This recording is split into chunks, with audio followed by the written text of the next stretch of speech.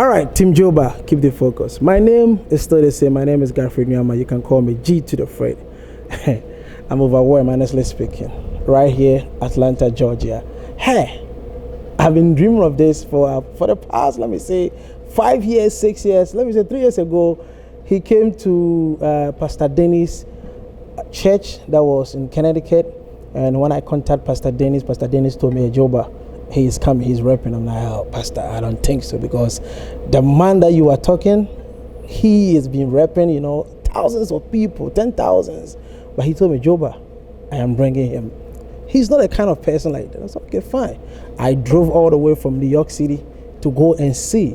When I went there, I saw him right over there at Pastor Dennis' pulpit, preaching, vibing with the people, talking to them. I'm like, who is this man? Let's go for a commercial break. When we come back, you'll know him. He'll be right back.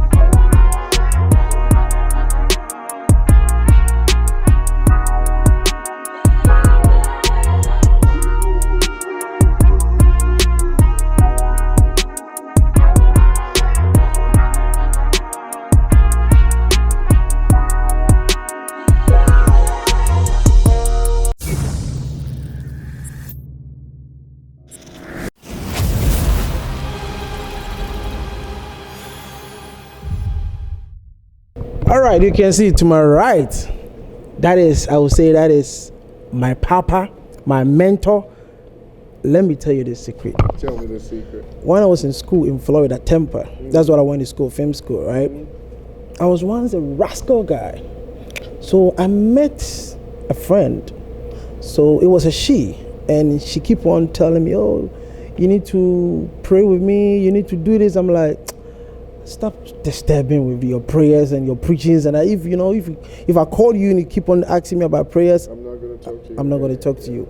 So I was one day at my living room. I said, okay, fine. This person has been telling me to pray with her. How am I going to do it? So I went on YouTube and I just typed any sound.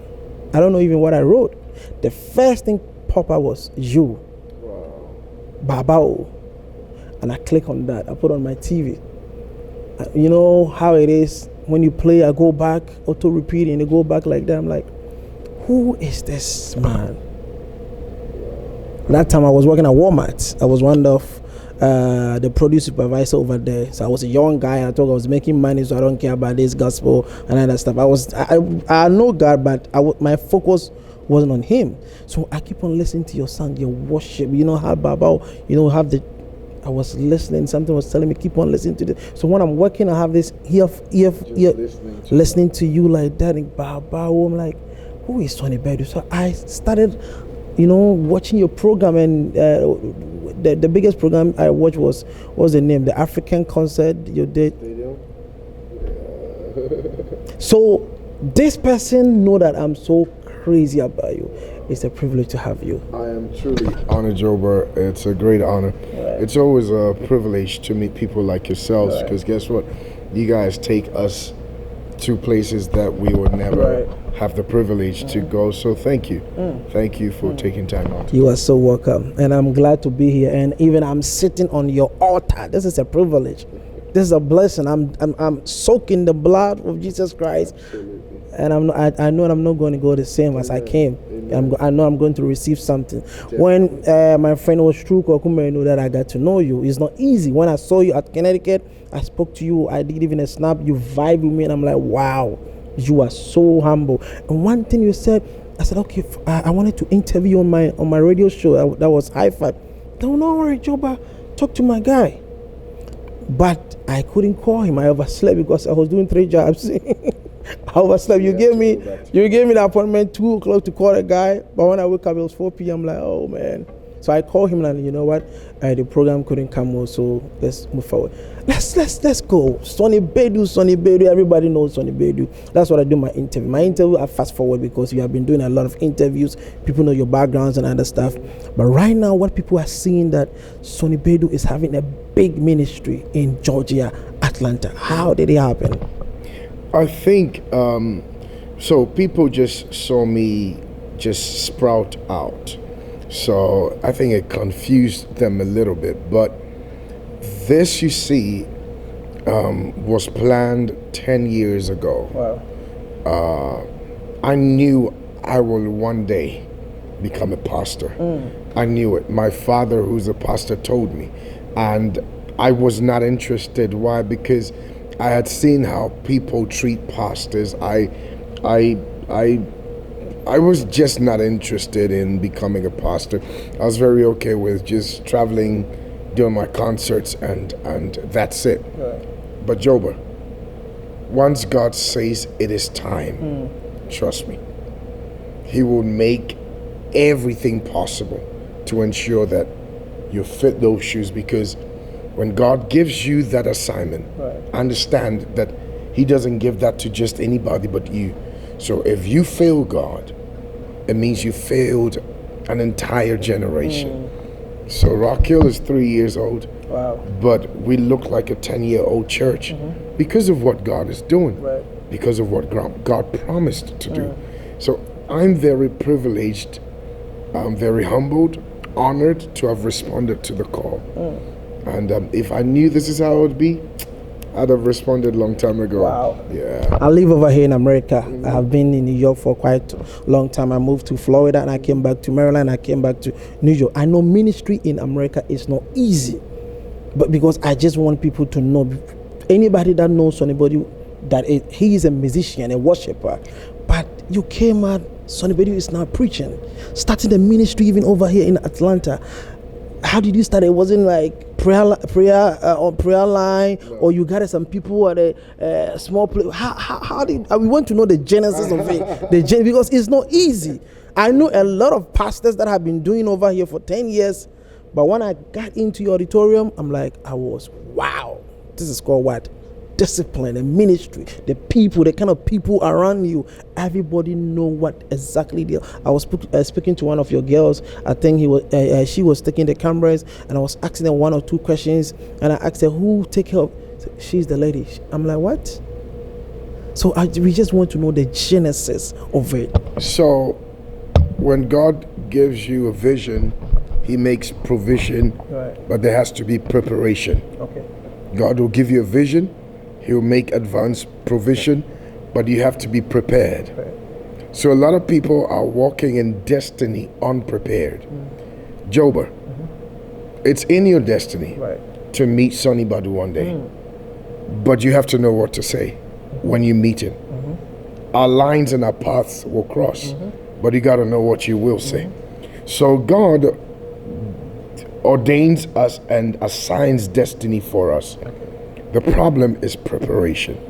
Looking at myself and my ministry, I knew that one day I'd have to settle.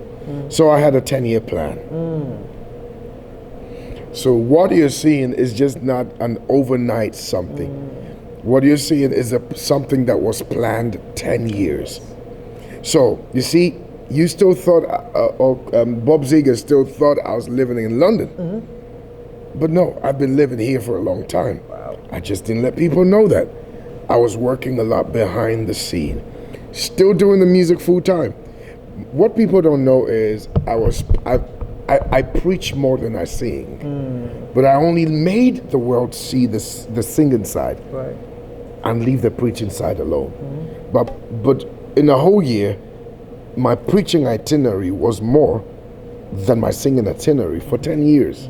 See, that's what people didn't know. So I made sure that the world didn't really see the preaching side, but the world only saw the musical side until it was time to introduce this second side of me, which is a lot of hard work, because now I've got to be a husband, I've got to be a father to 4 biological children, I've got to be a spiritual father to my children, I got to still write books, write sermons, write songs, mentor, preach messages, and still do concerts. Right. I have to combine everything together, and that takes discipline. If you're not disciplined, you cannot do what I do. Right. If you don't have that integrity, you cannot walk and have pastors like Pastor Larry walking with you, who's been around ministry for many years, but says, I trust you to be my father. But I call him Papi, because I say you're my father too. You see, so it takes a lot of discipline. Discipline to the core. And then you have to also walk in excellence. So this was planned 10 years, but I had a plan that on the 7th year, we're going to launch out. And I was in Dallas when I heard God clearly. Wow. It's time. Time for what? Time to start. I said, no, I'm not interested. In that program in Dallas, it was a pretty small church. Okay. And I didn't even know why the team said we're going there, because it was very small. Wow. So God said, I brought you here not to preach, but I wanted you to know that you could start small, because my biggest burden had always been, if I'm starting, then it has to start big. Right. I'm expecting 1,000, 2,000 members. And God said, I brought you here to see that he can even start with 20 people. And God, will build it for you. So that Dallas place was that moment of, I'm ready. Then I prayed one prayer. God, if this is really you, when I go back to Atlanta, I don't want to struggle to find a building. Show me where it is. Okay. I get to Atlanta and I call a friend called D. Jones. I told him what God was saying. He said, man, have you checked William Murphy's old church? I'm like, where is it? He said, Spaghetti Junction. Guess what happens? I drove there, we got there, and the landlord comes out, Spanish man, and says, I've been waiting for you. Just like that. Just like that. Wow. I said, waiting, yeah, I've been waiting for you. Come and see the place. I'm telling you, God speaks clearly. We just have stopped listening to him. Or we choose to hear him when we want to. But God is always speaking. He brings me in, shows me the place, and actually gives me money to fix the carpet. He gave a seed to do that. I was like, wait, this is how much I'll pay you every month. He's like, don't worry about that. God told me you were coming. So I now started fixing the place, buying instruments, buying all of that. And then I remember God telling me, I asked God, how do I fund this? God said, go sell your car. Which car? Wow. Mercedes C-Class. Sell it. Sell what?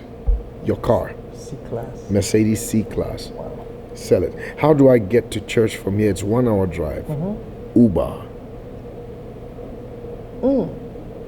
Uber. As the head pastor. Yes, sir. That is difficult. So when God gave me the plan of how to launch, Right. he made me invite all the musicians. We did a whole publicity and everything.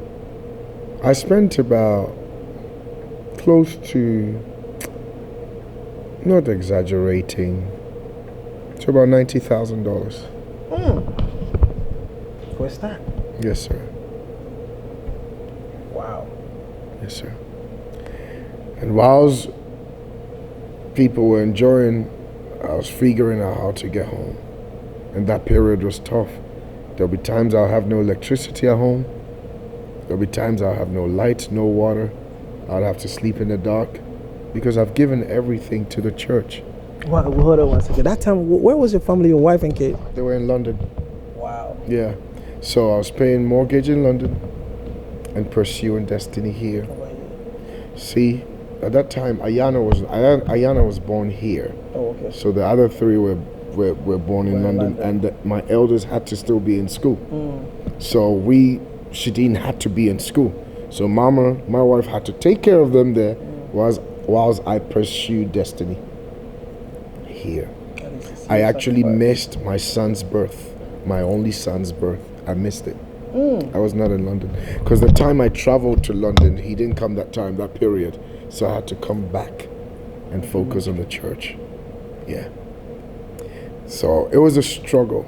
There were times that I remember my wife had miscarriage before Sonnie, and I was in America. And she had to go through the miscarriage alone. Yeah. Wow. Yeah. Talking about your wife and kids, I know people who know a little bit of story how you met your wife.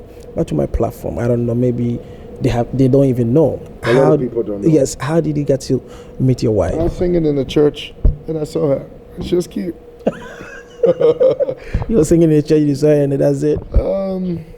I think it was divine. It was divine. It was divine. It was. There's no particular story. You just connect. You just know that this is a person. Initially, you're not sure, but eventually, everything begins to make sense. And I think that's what happened. And she's always been around me. People just didn't know. Most of the concerts I'll be doing, that's her right there. Most of the concerts I was doing, she'll be there quietly sitting up there behind the scene. Most of the concert I was doing, she was actually the one picking me up, dropping me during rehearsals and everything, So I think everything worked out just as God had said it. She's also a musician. We can see her over here sing. I have her on some of my projects. I think she was singing here. Some of my singles I've featured her on my projects. Yeah. But the first time you saw her, were you knowing that she was also a singer? Yeah, because she also came to sing. Oh. Yeah. She also came to sing, and it was actually my friend Johnson that looked at. I wasn't even looking at her. It was Johnson that said, "Pa, yeah, dear Koyi." So I think that's when I was like, okay, yeah. Papa, so I think that's how it happened, and the rest has been history. Yeah. Okay, fine. Over here in Atlanta, okay, you sold your car, your Mercedes Benz, and even you're finding difficult at home, paying your electricity bills and other stuff. Was your wife knowing all this kind of? No. A man doesn't tell a woman the struggles you go through. Because I was curious, how is she going to leave you in London? And also, I provided everything. Wow. The day I started telling her all of that, she was shocked. I think one time the bill, the electricity, the gas went off, and I deliberately delayed it just to let her know what I've been through. She almost passed out. I said, yeah. Sometimes when I was paying mortgage and sending this and sending that, this is what I was going through. You kept it away from her? I never made her know. As a man, rule number one, never make a woman know what you're going through. Never. Never. Always make her know you can provide. Right. A wise woman would know that there's a problem. She would know how to ask you for it. But women are not created to struggle. So if you make a woman know that you're broke, you don't have it, she will panic. Okay? And always depend on God. So every time they needed something, I made sure it was provided. I'd rather eat rice and pepper and let my family enjoy. Yeah. And one more. So people don't understand what I've been through. And but I embrace all these challenges because I know God has permitted me to go through it. I embrace all the struggles because it's part of ministry. You have to go through it. So she never knew a lot of things that I went through. Never. Wow. Never. Some I still haven't told her. Wow. I just smile through and say, you guys go, it's fine. Yeah. This is like a similar to mine. When I was also in school, I used to, the Sokis, Gary, because I was paying out of pocket. You know how it is in film school. I was paying almost 130-something thousand out of pocket, working 3 jobs, also working at a church. Just pursuing destiny. And the person that introduced me that, we got to pray, we got to do it, I wasn't telling her anything. She knows that, I'm doing 3 jobs and also working at a church. Even that one is a friend. How much more a wife? That's what I'm saying. That's a friend. So you understand, you still have to provide. Wow. have to provide. The elders needs this for school, needs that, this one needs this, all the children had their own needs, and I still provided. In fact, if you tell my wife I'm broke, she'll laugh at you. When I tell her, oh, today I don't have money, she'll start laughing. Then she'll say, you're Superman. Wow. She'll start laughing and then she'll say, Superman, I know you make it happen. Yeah, because I've always trained them that don't worry, God will provide. It happens. She could ask me for something. I say, oh, give me just 1 hour. By the time I'm done, God has provided it. So I've always trained myself to walk in faith, but don't put fear in the family. Right. Yeah. So it was a struggle. First 6 months was not easy, but God rewarded me. God brought me faithful people, and I think the first birthday I celebrated with them, they got me a Mercedes S-Class. Oh. Black. To replace the one you sold. Yes. Wow. Yes. Wow. And I think Rock Hill is the best gift besides my children that God, besides my wife and kids, that God ever gave to me. Right.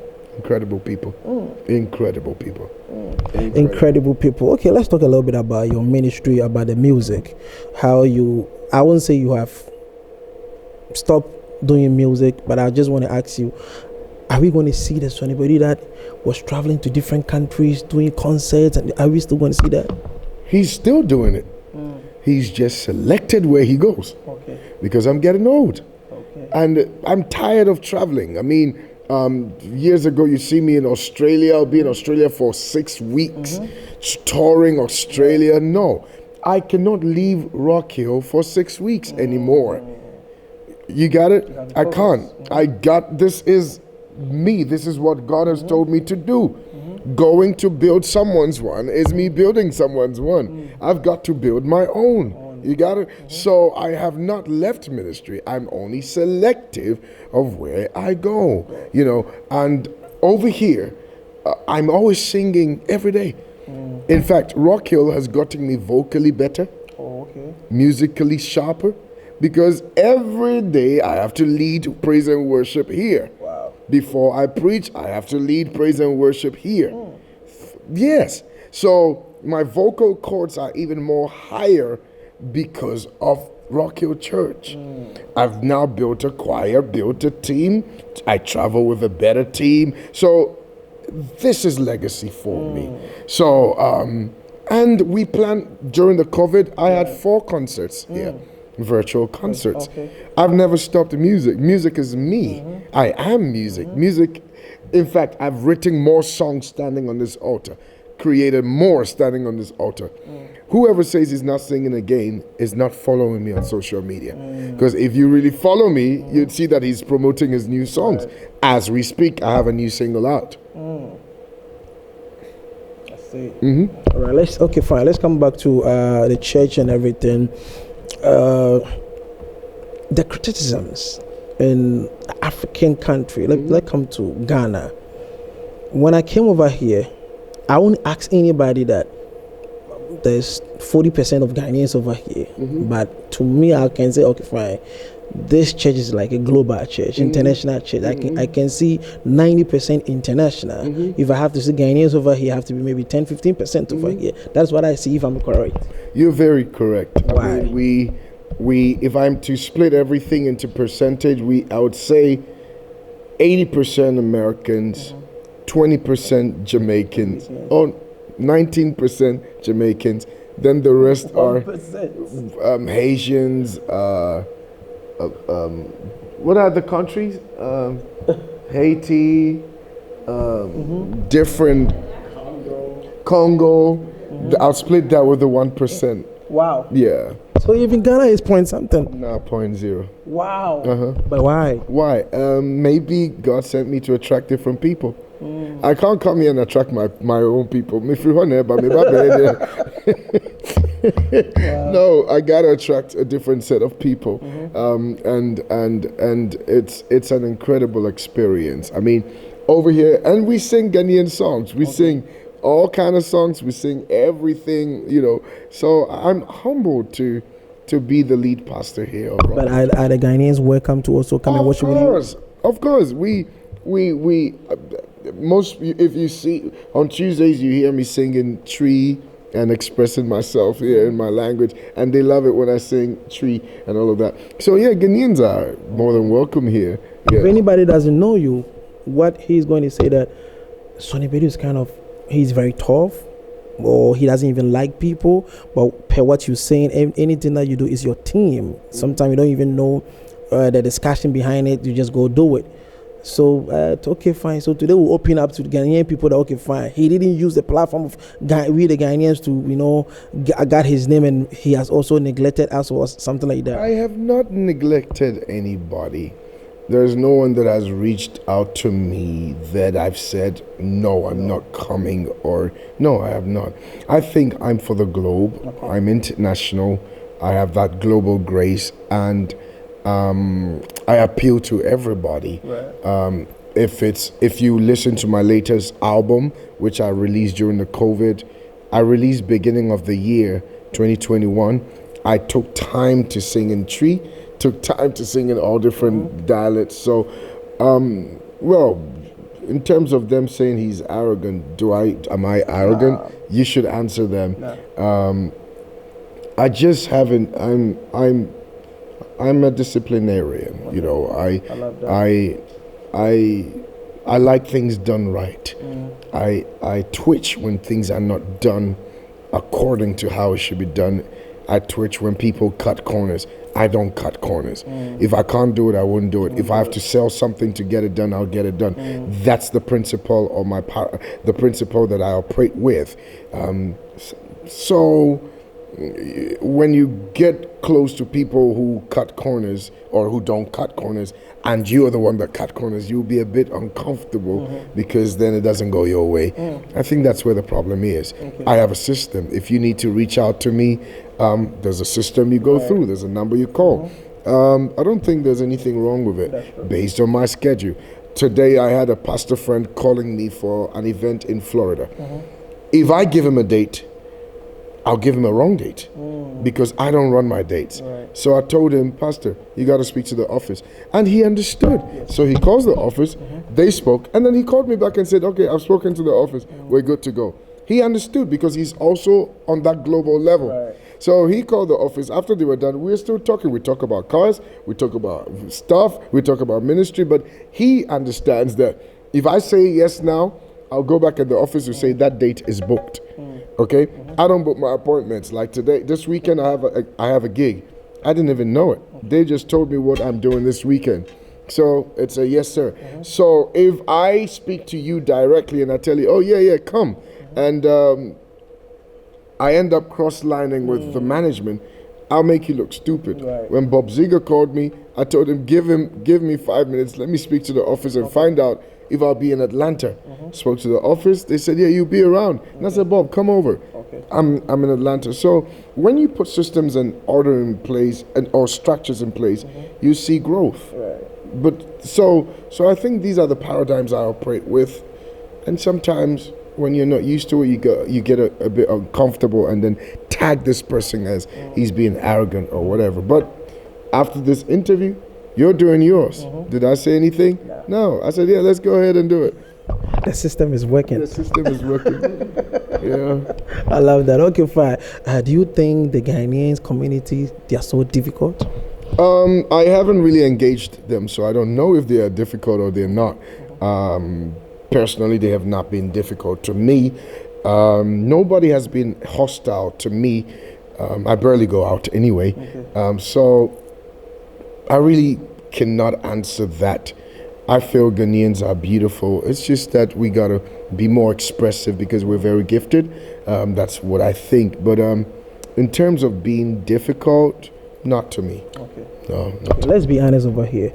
You brought something different into the music industry in Ghana. You were even singing in Tree, but if anybody is listening to you in Tree, they can even feel that, is this guy singing Danas? Even when you are singing Danas, it sounds like you are singing English song. No, we have to be honest. You change, how I'm more into the movie industry. I would say that maybe, let's say Venus Film or Shelley Frimpong Mason change, the movies, how you're telling Bob Seger he's going to go on Netflix and others. when you came into this music industry, you changed it. We know how the people were coming, but when you came with Sonnie Badu, there's one guy over there, Sonnie Badu. When he worship, when he sing, you can see something different. And when you came in, when you changed it, did you see that? Were you noticing that people were having some kind of hatred for you or something? I was so focused that I didn't care what whoever had to say. But what I see is that I brought hope to people. I gave them a ray of hope to know what their future could look like. I came down to tell people it's possible, you can do it too. And I'm glad that a lot of the young ones have now started walking in that light, daring to believe, whereas many years ago, people barely believed that Ghanaians could also do it. Right. I remember one Ghanaian pastor looked at me and said, no Ghanaian musicians goes on a global scene. And I looked at him and I told him, you're looking at one who will do it. And this was when I hadn't even started hitting that place. Right. There was a tag on Ghanaian musicians that they will always remain local. Yeah. I think that really pushed something out of me to push every gift out, to let them know that if I can do it, you can do it too. I did stadiums, 2 stadiums, still doing stadiums, right. Not just in Accra, not just in Kumasi, Nigeria, all over Africa. Right. Here in Maryland, 2 years ago, I set a record at the, what's that place? DC, where? DCA? Constitution. In Maryland, we filled the place with 7,000 people. Wow. Invasion concert, big, huge. That was another record we set. So, and then I'm letting people know that you can also be a musician and also have a thriving church that God's hand and God's power is upon. So I'm literally getting everybody to believe. So now I'm seeing most of them now preach now. Some of them have just been ordained as pastors now. Right. Yeah. So I believe I'm that paradigm of hope. I'm that ray of hope. I'm that man over there that you might not acknowledge or tell people that you're watching, but if he can do it, then I can do it too. And I'm happy. You don't need to acknowledge me so long as you're doing it right. You open the way, you pay the path to other people. Yes, pay setter to other people. Do you think they are following? 100%. Yeah. So we have a feature in the gospel. Absolutely. I have seen a huge improvement. Impressive. I have seen even down to sound. We changed the sound system in Africa gospel music. When I got recorded by Danny Duncan first, Danny recorded CeCe Winans, Israel, and all the other people. I realized that Uche went to use it. Sinach used it. In fact, it was right after Danny recorded Sinach that shot Sinach to that top level, because the industry has a sound. Right. And if you don't follow that sound, you can be as anointed as whatever, but your sound is not going to cross over. So after I did that, that's when Africa gospel music started moving haywire. Then I started the video as well. When I hit Baba 10 years ago, that's when everybody started looking for Uvi, and everybody changing that scene of music where they're like, nah, we want to get on that same level. In fact, one of Nathaniel's first videos he did, Someone Knocking at Your Door, it was Uvi, the same guy that did My Baba, that did it for Nathaniel. And that was one of the big videos that Nathaniel did that took him to another level. So I love the trailblazing place that God has put me. I will forever do that. That's my assignment, that's my calling for Africa. For Africa, let's come in. Where are you from in Ghana? My dad is Ashanti, my mom is Ghana. So you're talking about your dad is Ashanti and your mom is Ghana. Where in Ashanti? Abuja. Abuja. Where is that? Up Ashanti, Upper Region, baby. What about school? Where did you school? My dad or me? No, you. Me, McCrow Junior Steers, Sectec in Takrade. That is secondary school, right? We want to know from the crèche, maybe. Also the academy, in Jolu, and then 2 Junior Steers. Yeah, And I love GST. It was one of my best experiences as a young man. Great experience. I can't wait to go back there. Can't wait to go back there. Anybody watching you right now, following you, listening to your music will say, oh, this guy didn't go through any kind of difficulties, or his father was even rich. Have you been to a tough time that you didn't have anybody to help you? Not talking about when you were here in ATL, you couldn't even pay your electricity bill. Life was pretty tough in London. I've worked in McDonald's before, worked in Burger King before, done cleaning before, done videography before with my uncle, because that's how I could survive. I was cleaning at the university in Waterloo, working with the Mitre cleaning company. So tell him, my bro. Wow. One time there was a girl that I was dating, and her mother, she was in the medical field.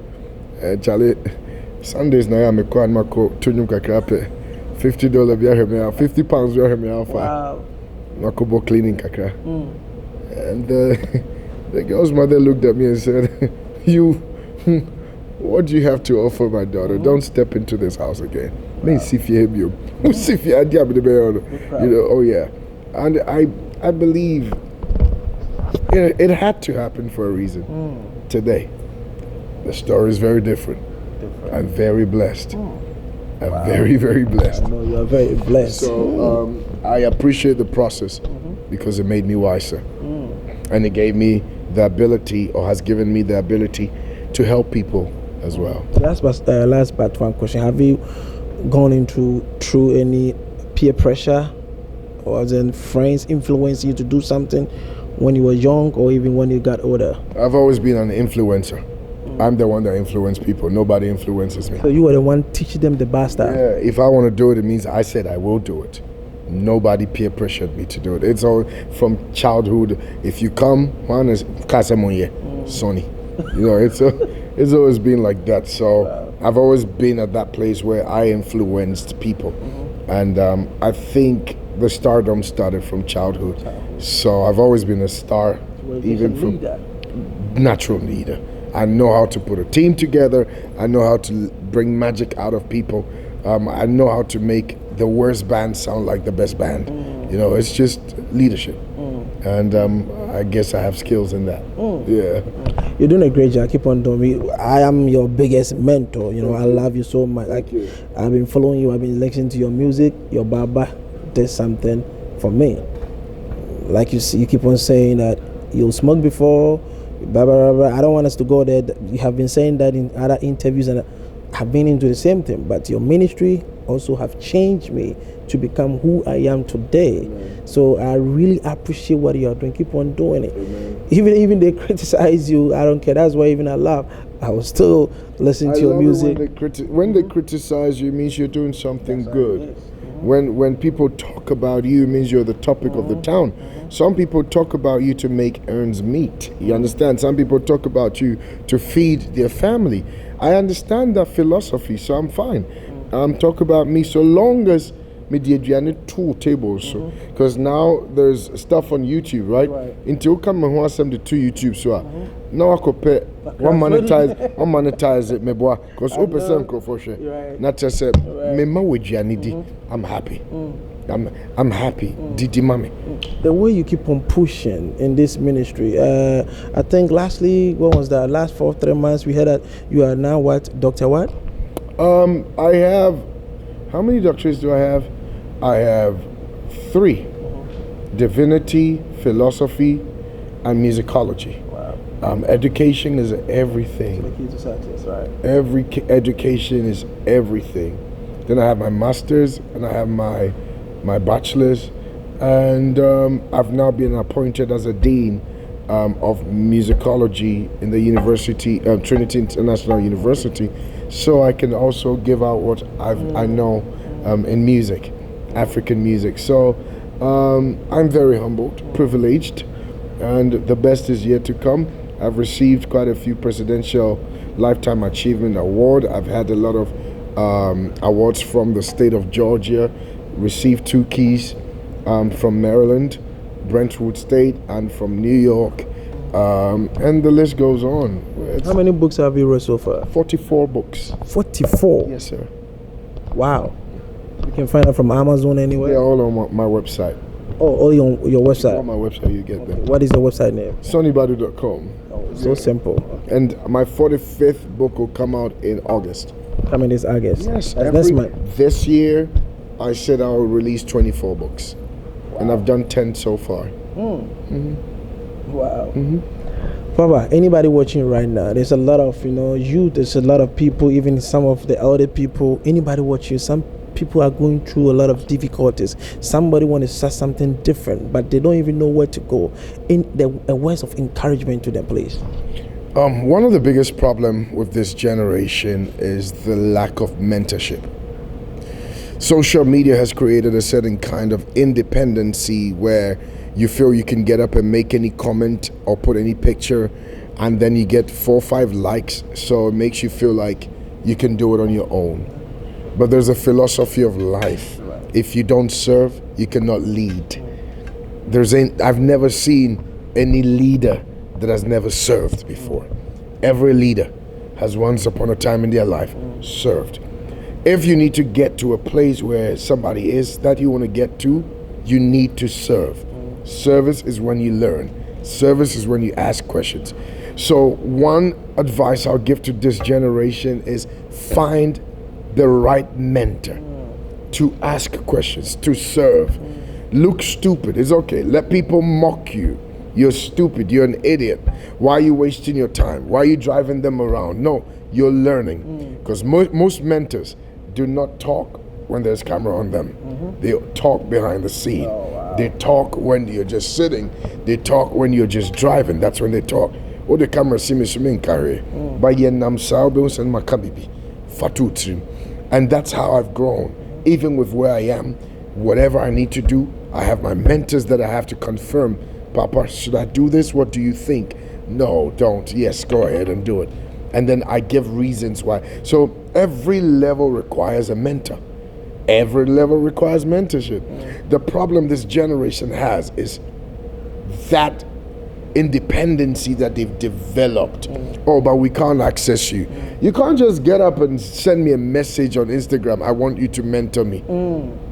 So that would be the answer. But we can't access you when we want to reach out to you. We can't get through to you. No, you cannot just get up and say, oh, mentor me. Hello, hi, I try to call you to mentor me. Hey, hello, sir, I try to call you to mentor me. Why are you not mentoring me? Sure. Why do you engage my own? You the crazy? No, it doesn't work that way. You gotta go through process, sir. You look for somebody who is close to me. Then you befriend that person. And based on that person's recommendation, I can open up to you. My son actually needed someone to come close to me. The person knew that they can't get close to me, but they did that through my son. So my son would casually say, Papi, please, this guy wants to know you. Then I'll brush it on the side. Then he'll wait another 3 days. Papi, please, this guy wants to say hello to you. Then I say, hey, hi, how are you? Then I put it down. It was my son that convinced me to open up to the people. Wow.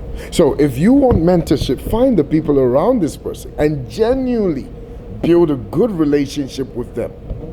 And they will now recommend you to the big man. That's how it works.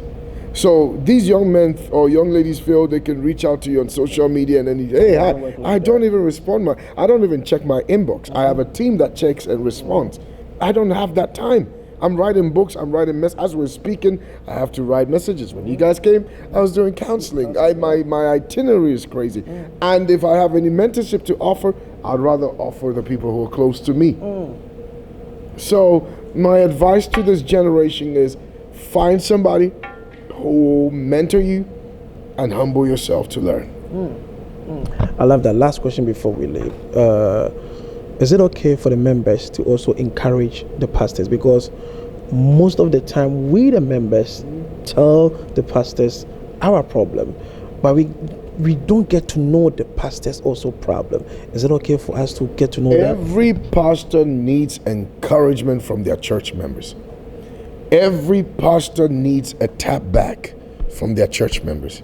Every pastor needs appreciation from their church members. Most of the time, after you pray for them and they break through, some of them will leave. When they make the money, you will not find them again. When they have the problem, you see them again. But it was your prayer that God answered to set them free. So you leave the pastor depressed for another person to bring another problem. So most pastors are caught up with different problems every day, handling problems every day, and not having that privilege of enjoying that breakthrough. My bomb paya ma when you're 20,000. At least Petri bimam na me hear me alpha. No. What do you call Bob Ziga? Petri bimam me cry na me fan come me me myself. Where do you say no, you wouldn't do that. Uko diwe na asema ba na yare na fe na wo ba papa enti na ma asofo piece so aye wifo no because onim se wentwa wo bo a wo beko na obi etwa obo amoaje, you know. So every pastor needs that encouragement. Oh pastor, I got bottles of water for you, I put it in your car trunk. Thank you so much. Papa, this is $200, so you put it in his pocket. Papa, thank you for praying for me. I really appreciate you. You don't just have to wait for just Father's Day to now put... No. Show appreciation by even your commitment to church. Show appreciation by the time you spend with the pastor. Show that appreciation. Tell they want to hear it. Tell them. You'll be shocked how they will feel. Because most pastors also have low self-esteem. Most of them. When they stand preaching, they're under the anointing. Oh yeah, no. Most pastors have low self-esteem. So it's important that you continually tell him or her how grateful you are for them to be in your life. Express your love for them. Take care of their family. Take care of their children. And it will go a long way to touch his heart. Can you tell the people your church address? Rock Hill Church, Stone Mountain, 1959, Parker Court, Suite C. And all your social media handles? Sonnie Badu or the Rock Hill Church. Once you type it, you get it in everywhere. And what are the days you do service over here? Tuesdays, 7 p.m. Sundays, the first service is 12 p.m. That's virtually on Zoom because we have a global audience. And then 3 p.m. Wisdom Hour, that's right here in person. And then we have 7 p.m. Right here as well. And then Fridays, we have our midnight prayers at 12 a.m. And then 7 p.m. one of our pastors preaches here. So, and our offices are open 24/7. What about the Zoom counseling? How can people also connect? There's a number you call. Once you call, the pastors will book it, and I'm only told what I'm doing on Thursdays or Wednesdays. Yeah. It is a privilege to also have you here. Even sitting on your altar is not easy. You know, I'm glad. I'm so glad. I love it. I'm so glad. Thank you very much. Thank you. God bless you so much. God bless you. All right, that is our friend, our father, our son, Sonnie Badu. He's doing a great job. Like I said, JOBA, we talk to people to also, learn one or two things from them. We have a focus. What is our focus? My focus was, when am I going to meet Sonnie Badu? I've been seeing a lot of concepts, but how can I see him down one-on-one to interview him? I wasn't knowing Bob Siga was the one going to come on the path and just take me to 80 years. So, to my brother. And he had to come from Ghana to get you who lives in America to meet me. That is all it. Relationships. I'm living in New York City. I haven't been into, what's the place? World Trade Center. He came last 2 years. He told me he wanted to go over there. So let's go. If it wasn't him, I've been driving around there, but I haven't entered. You understand? So some friends are like a brother. So I do appreciate him. Bob Sega, he is behind the camera. Sega, God bless you so much. You can also follow us on all social media handles. It's JOBA ABA TV. please subscribe to the YouTube channel, and any content that we put over there, you'll be the first person to also get the notification. We have a WhatsApp platform that we also use to also help other people in the villages and other stuff. So if you want to join the page, that is the number below the screen. You can also join. We have from Kumasi, also from Accra, and also, you know, the diaspora, anybody living outside the country. We have 3 pages. So if you want to join, please, that is the number below the screen. My name is Godfrey Nyama. You can call me G to the Fred. Team Joba, keep the focus. Oboba Village and Apartments. If you want a place to live, if you come to Ghana, you want a place to live, that is my mom's place, Oboba Village and Apartment. Viker's Kitchen. If you live in New York City, you are so tired of cooking, just call Viker's Kitchen. To everybody who's also sponsoring this program, God bless you so much. We'll meet again. Bye-bye.